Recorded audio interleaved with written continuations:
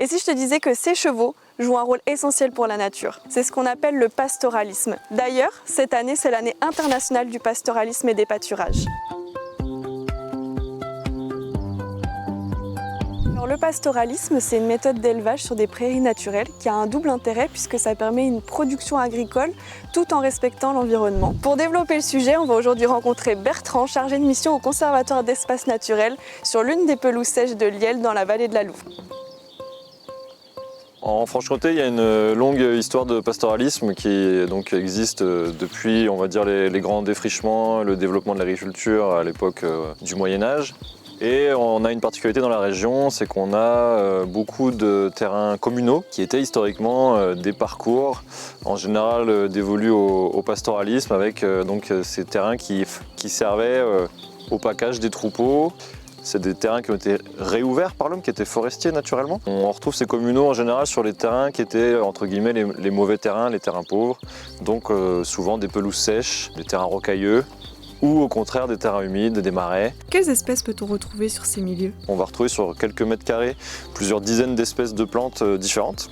On va retrouver notamment sur les pelouses sèches beaucoup d'espèces d'orchidées, elles sont souvent connues pour ça. Et cette richesse de flore, elle va entraîner toute la richesse de la chaîne alimentaire qui va avec. Donc, les insectes qui vont se nourrir de ces plantes. On s'intéresse nous beaucoup aux papillons, aux libellules en zone humide, aux criquets, sauterelles, grillons. Et puis comme il y a beaucoup d'espèces d'insectes, on va retrouver aussi des espèces d'oiseaux qui vont s'en nourrir, des espèces de reptiles comme le lézard vert.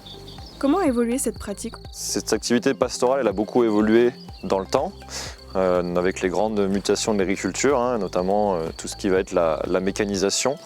Et les communaux, les terrains de moindre qualité, souvent, ils ont tendance à être abandonnés ou en tout cas moins exploités. Et donc on a une grande tendance en Franche-Comté à la fermeture de ces milieux par l'abandon de l'agriculture. On sait qu'il y a beaucoup de pelouses sèches, il y a beaucoup de marais qui se sont boisés et qui ont disparu. Comment le conservatoire procède-t-il pour garder ces sites ouverts? On travaille avec des agriculteurs ou des particuliers qui ont des animaux pour pâturer ces sites. Donc on peut faire des travaux de réouverture, on peut faire de l'installation de clôture, d'équipements pastoraux qui vont être indispensables à la bonne réalisation du pâturage.